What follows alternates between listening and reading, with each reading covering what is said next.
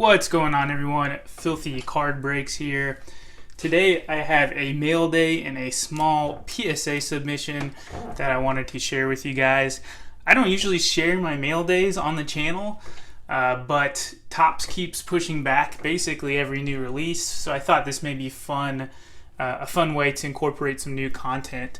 We're going to go ahead and start with the mail day. It was a small 4-card submission.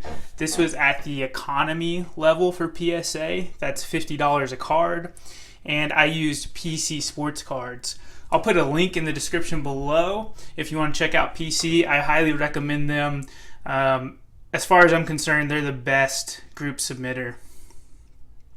We'll go ahead and get rolling here. Throw out some card stands.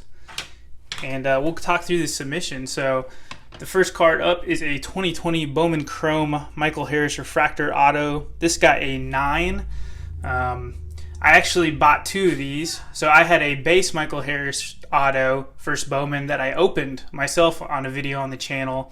And then he was getting a lot of hype. He got promoted to AA, was performing really well. And literally the week that he got promoted, I bought 2 of these online. They both looked pretty good. I thought they were both kind of borderline 9s and 10s. So I submitted 2 of them. That one got a 9, and then boom, we got a 10. Beautiful card. I love the refractors. They're probably my favorite parallel outside of the obviously really low ones like the gold or red. But I prefer the refractor to basically everything that's over 100. I just think they look really clean. So I targeted the refractor, and we did get a 9 and 10. The next one is a card I got in a break, and it is a Christian Hernandez first Bowman Chrome Sapphire. This is the purple out of 25. It's another card I thought was kind of borderline 9 or 10. It had some faint surface issues, and we got the 9. Unfortunately, we didn't pull a 10. This last card is kind of one I wanted to discuss, and I welcome your comments. It is the 2022 Topps Julio Rodriguez Auto that I pulled from my jumbo box. And this card was kind of the catalyst for this submission. Like I mentioned, all the ones in the back I thought were all kind of borderline 9s and 10s. But I thought this card was just about perfect. The centering top bottom is a little off, not a ton, but it is a little off. Left to right is almost perfect, and everything else on the card looked great. So when I submitted this, I was very confident it was going to 10. So kind of unfortunate I got a 9. And here's what I want to hear back from you guys. I am heavily considering cracking this and resubmitting it. I have never cracked a slab before, but in this case, I know what this card looked like raw. I opened it myself. I thought the card looked really nice. The corners are all very clean for a paper card. Like I said, the left-right centering is very good. It's a little off left top to bottom, but otherwise really nicely. A nice card. It looks great. What do you guys think? I've never cracked a slab. In this case, I'd be cracking just to try to resubmit and get a 10 here. This isn't a card I plan on selling, so obviously I would eat the $50 cost to resub, but it's not going to really matter because this isn't a card that I'm flipping, so it's not going to affect my bottom line. I plan on holding this card, throwing it in a display case, and enjoying watching Julio's career with the Mariners. So it's just a case of I think this card should probably be a gem mint, and I'd like to get a second grader's opinion, but maybe you guys think that's silly. I'd love to hear your thoughts on that. So that is my small economy submission. Some really nice cards there. And then I want to show you some things I've been picking up kind of over the last month.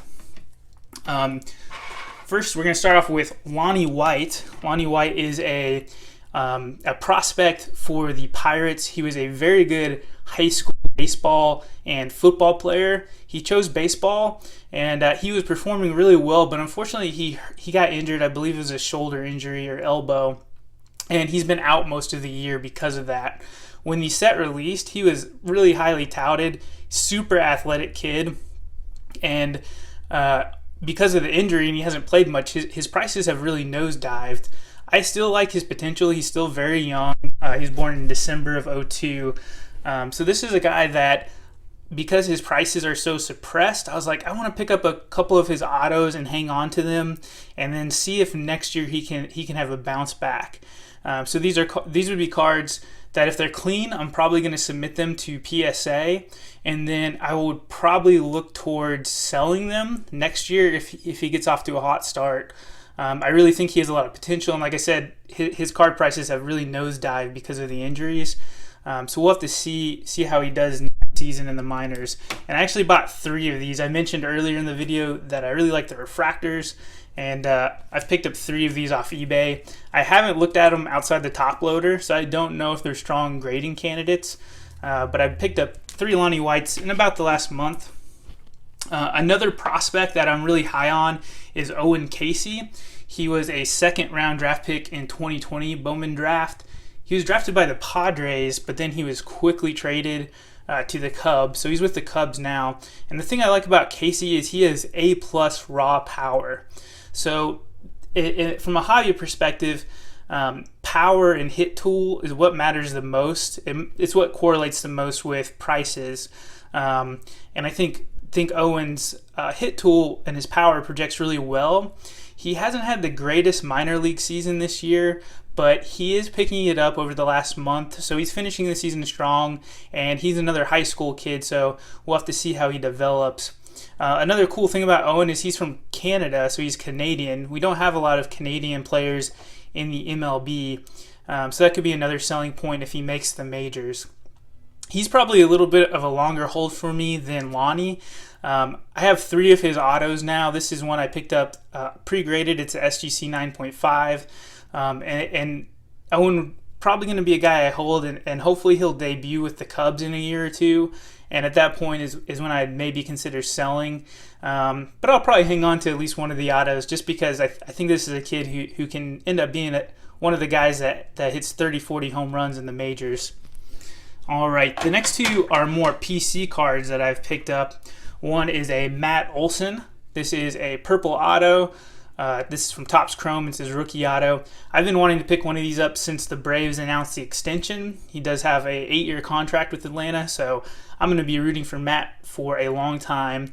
Of course, when he first signed, the prices of his Topps Chrome really jumped up, so I've just had it on my watch list waiting for a good buying opportunity. I'd really have preferred to buy the blue, but we ended up with a purple. I got a solid price on it, so I have a display in my office that's a bunch of raw autos. Most of them are first Bowmans. Some of them are Topps Chrome. But I wanted to get one of Matt. I didn't have any of his autographs, and this will look really nice on the display. The other one is also another PC card, and it's my first vintage card that is not Hank Aaron. It is another Brave. It's Eddie Matthews. It's from the 1953 Bowman Color set. To be honest, it's not a set I'm familiar with, and it actually wasn't a card that I was seeking out. Someone reached out to me. They knew I was a Braves fan. They knew I've started to collect vintage, and they said, hey, I picked this up. I got it for a really good price. Would you be interested in trading for it? So I actually traded for this card with a friend in a card Discord that I'm a member of. So he reached out to me. I definitely appreciated that. And just a cool, really elegant looking vintage card of Eddie Matthews, a great Braves player. And this is from 1953, so this is the oldest card I own. Pretty neat there. But yeah, that's going to do it for my PSA submission and my pickups for basically around the last month. But I hope you guys enjoyed this content. Let me know what you thought of the PSA reveal and the mail day. Particularly, let me know what you think of cracking the Julio autograph to try to get a 10. If you think, hey, it's worth the risk, let me know. If you think that's silly, still let me know. It's fun to discuss these kind of things. I love to talk cards with anyone. Thanks, everyone. Appreciate you watching. If you enjoy the content, please hit the thumbs up for me, subscribe to the channel, and have a great day. Thanks.